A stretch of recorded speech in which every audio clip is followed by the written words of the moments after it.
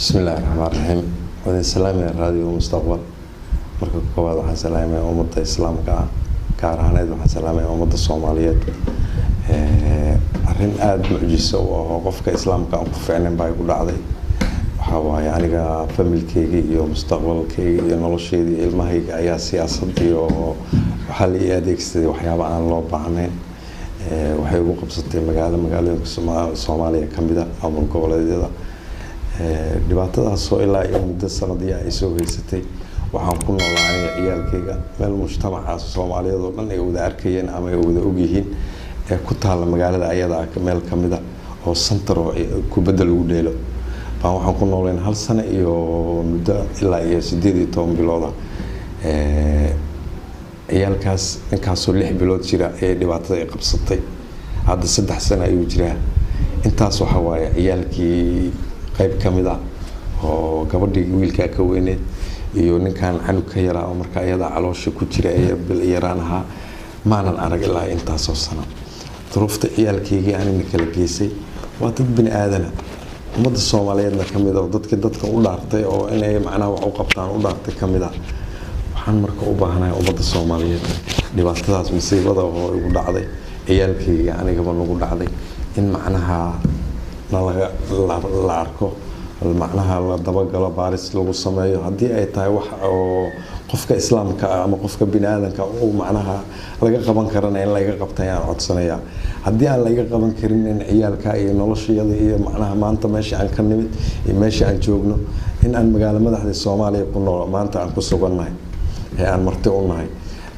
aanan hooyna ku lahayn macnaha ma wax ehel iyo wax aqrib oo ummadda Soomaaliyeed aan ahayn oo noogu soo horeeyna aan jirin inuu soo baxsano ciyaalkeyga aan imaano oo aan ka nimaano meesha aan ku noolayn oo dhibaatada lagu qabsatay marka waxaan ka codsanayaa raadiyo mustaqbal iyo ummadda Soomaaliyeed in dhibaatadayda waxyaabaha aniga aan hadda media ka sheegi karin ama aan ka hadli karin oo dhacdooyin ay jiro oo aan afka iyo ilmaha iyo islaamka aan u fiicnayn ee aan qabsaday rabbaani ilaahay wuxuu igu talagalay maadaama ay yihiin waxaan ummadda Soomaaliyeed ummadda islaamka ka codsanaya dhibaatada ay ugu dhacday in wax la igala qabto ciyaalka noloshooda iyo mustaqbalkooda lagu ciyaaray wax la igala qabto u baahana walaal waa maasantahay waxay ugu qabsatay dhacdadan magaalada Kismaayo waxay ugu qabsatay waxaan ahaa raggii magaalada u dhashay ee ku noolaa ee muddo ilaa iyo burburkii ilaa iyo waqtiga hadda aan kula hadlayo ayaan ku noolaa dhalinyaranimadeedii meeshii aan ku soo macnaha barbaaray maysan ahayn laakiin waa meeshii aan markaan dhalinyaranimadeedii burburka u dhacay aan macnaha ku barbaaray ee aan ku guursaday ee aan ku noolaabay ahayd dhibaatadan hadda iga soo kacisay ee qabsatayna Kismaayo ay igu qabsatay waxa waaye Kismaayo waxaan ku noolaa muddo ilaa 91kii ilaa hadda waqtiga aan dhibaatada ugu dhacday ayaan ku noolaa dhaawacyo badan baan ka soo maray dhibaatooyin badan baan ku soo maray waan u sabrayay ciyaalkaas aan ku dhalay gabadheedu ilmay dhashay hadda dhibaatada qoyska familka la igu sameeyay ciyaal bay dhashay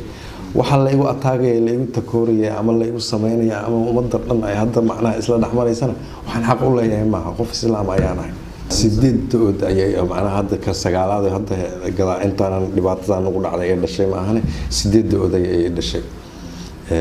afar waa kuwana waxaana kala fogeeyay eheladii marka gobolka maamulka ka ahayd ee jaalidaha nooga timid ee gabadha xigtadeeda ay waxay tiri ay yiraahdeen xilliga anaga aan wadanka ka maqnayn ayuu ninkan gabadhan guursaday maadaama uu guursadayna anaga raali kama nihin abtigeed hooyada la dhashay oo ah xildhibaan ka tirsan Jubbaland oo xildhibaan Jubbaland ka tirsana ayaa yiri macnaha ma guursan karo gabadhanada maadaama aan anagana joogin ninkan uu san ugu haybahayn ma guursan karo marka 8 ciyaal ay dhashay kan marka caloosheeda marka aan ku tabayay marka walaa ay ahayd oo dhibaatada ay ka bilaabatay ilaa iyo intaas ay dhashayba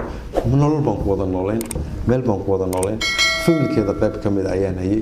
waan nin u shaqeeyo magaalada Darwalka oo aan muctarifka aan ahay magaalada Kismaayo nin laga yaqaan muctarifka aan ahay dhibaatada igu dhacdayna ummadda ku nool Kismaayo hatta wariyaal baa og oo aanan ka hadli karin waxyaabaha la igu sameeyay waxaan ku noolaa 2 sano iyo wax la jira muddo kamid ah center basketka lagu dheela ee ciyaalkaas iyo aniga aan ku nooleen oo ummadda xildhibaanna arkayay madaxba arkaysay taliyaha ciidanka ugu sareeya Jubbaland baan ugu tagay xafiiskiisa oo taliyaha booliska xafiiskiisa ugu tagay oo ragaan magacaabi karo oo madaxaya meesha ugu tagay xildhibaanna meesha igu yimid ka dheeli jiray basketka oo dhibaatada ugu dhacday oo أنا ما قرنت حبس جوري هذين أنا هدل كرين أنا بيع كرين أنا كبيع كرين مش عيادا هي عيال كي جاني أنا لو عن قابو أنا وتشرني.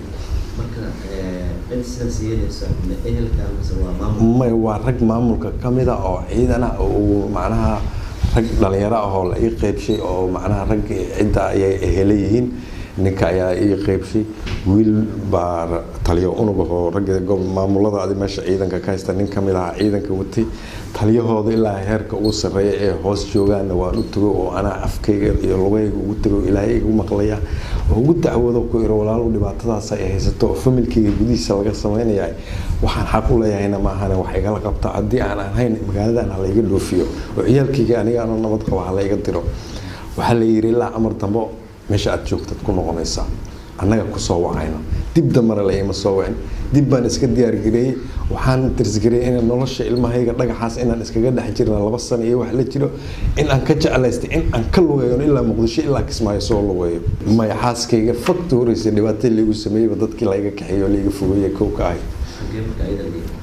abtigeed baa gurigooni ala geeyay ma tigi kartid baa marqaati bay leedahay meel mujtamaca oo masaajidka suuqa magaalada ugu weyn hortiisa ayuu bastooladii la baxay wuxuu yiri dib kugu ma arki karo guriga hortiisa waan ku dilayaa wallahi halkaas aan kugu arkin buu yiri wuu yahan jabay marqaati bay lahayd waan iska waayahay waan ku yiri waalid xumaaday waa la arkay anigu kulay kugu dayan maayo waan iska baxayaa waan ku yiri waan iska tagay islaanteedii aan furin oo aan qabin baa ciidan iyo maamul iyo madaxtooyaha laga xukumaa la yiri mana tagi kartid gurigayga aan intaas ku dhalayna albaabkiisa la iga karantay oo aan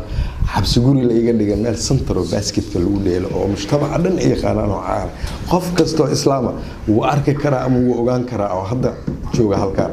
waa la weedin karaa wala xog ogaal baa la ogaan kara oo wala wareysan kara waxa la dhigi kara ninkii halka joogay ciyaalkiisa dhibaatadan ku dhacday maxay ku mutaysatay anigu odayaal baan iskugu yeeray qabiila Google baan u dhigay qarashana awoodin baan deensaday oo dadka qaatay waxaan ku talisgeliyay in ciyaalka ay noloshii iyo bal arrimihii aan dib u geliyo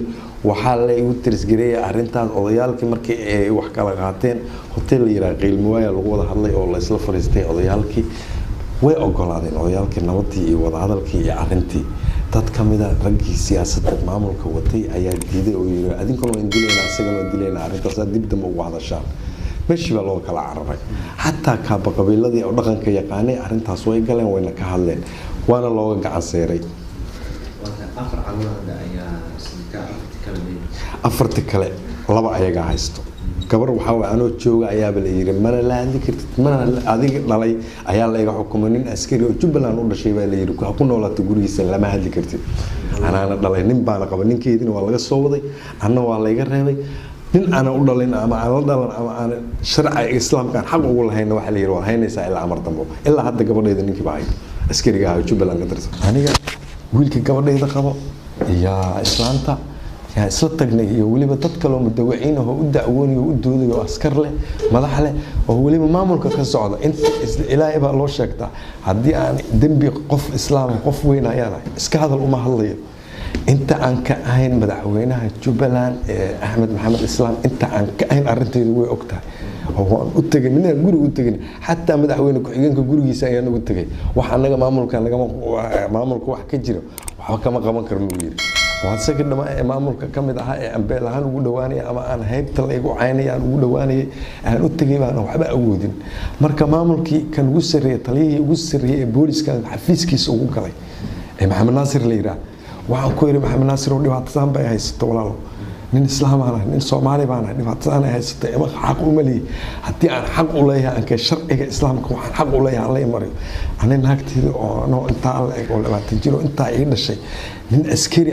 وما بنانا أنا إيجا ما حيرنا وشرعي نهدو حيريو أنا إيجا قاضيو من أسكري إنه هلجن أصينية شرع هذا الإسلام كما هو حاسكي حقوق إيجا مفرطة هلا إيجا مفرطة نصب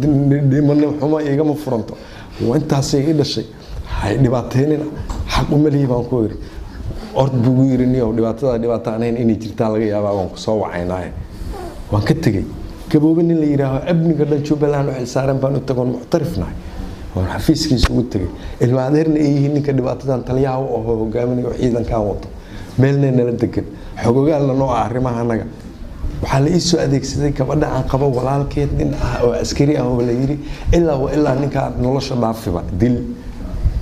meesha aan ku jiray baa ciidan la igu soo adeegsado la iga kaxeeyay Kismaayo dhan way taqaan caan bay ku tahay nin kasta xogogaal waa la weydiin karaa inta jeer oo la igala baxay gurigeyga inta dhibaato la igeystay anuga yar oo saqiirka ah yaa habeen 2 saac anoo meesha ayadu centerka ku nool baa niman la isoo diray ciidan oo la yiri meesha ugu taga garaaca badda galiya soo sindibda qofna oo la hadlay habeen martii la igu soo galay isma celin karaan saddexdooda isma dhaama waa sanad itubiyo ka hor ninkan oo yar oo markaas socod ka bartay oo adiga sanadii xoogaa hadda 3 sano jiro yaa markii la qabto xoog la igu qabto la xirxiray waa baabkii laga bixiyay buu iga soo daba orday shaahir oo karinayo burjikada saarnaa oo luqtu ku dhuftay isku taadiyay boodadiisa ilaa hadda calaamad waa kana sida luqtiisa waa uu yaqaan waa nin hoos u dhig luqta waa kan waxaan ka yaro saqiirka luqtiisa difaatada ilaa ay jilbka way dhaafsantaa difaatada ku taala wata oo ilaa boodooyinkiisa ku guska waxaan oo dhan waa dab muddo intaas soo bilood baan la taxay oo la dhafarfaaday oo la dhibaatooday cid wax iga la qabatay maamulka Jubbaland mal hadaan dacwadeen waxa la yiri oo saldhiga tageen waxa la yiraahdaa qaldan waxa dadka la dagaashay ani askari lama dagaalin gurigeygu igu yimid meeshan deganeen buu iga xornimadu iga qaaday waxaan ahayn buu iga dhigay ciyaalkaas aan haystaa cid aan ugu tagta maaqan wala jir dilay wala dhibaatay naafanahay dhibaatada iga soo gaartay dhibkii la igeystay badil la igeliyay iska badaaweyn karo ilaahay iga sareeyo farmashiyo ma tagi karo isma daaweyn karo noloshoodii baa xiriir igu ah hadeer caaw hadaan dhinta waxaan mustaqbal u imid oo igu baahida igu badan oo ay tahay caaw hadaan xamar ku dhinto cid meesha aan ugu soo tago u daba marayso oo iga qabanaysa male cid waxay ugu qabanaysaa male nin hadda xamaali karo dhabarka wax u dhigan kara miyo naafaan oo calooshaan lahay lug lafa aan lahayn oo u jira aniga aan kula hadlay lugaan lahay askari naafo qaran baan ahay xuquuqdeedii xaqeygina 12 sano ka hor ay ugu dambeysay dawladda Cabdullaahi Yuusuf baa mishaar qaatay ugu dambeysay ana 42 sano jira gabadheeda uradka ah hadda ilma labada abay ku uratay midna hadda way haysataa oo wiilka hadda qabay u dhashay oo laga haysto midna uu ka dhintay ugu horeeyay waa 17 jir wiil iga maqan oo hadda wada qaxootiyalka Kenya dhinaca iga galo aan gacanta ku haynin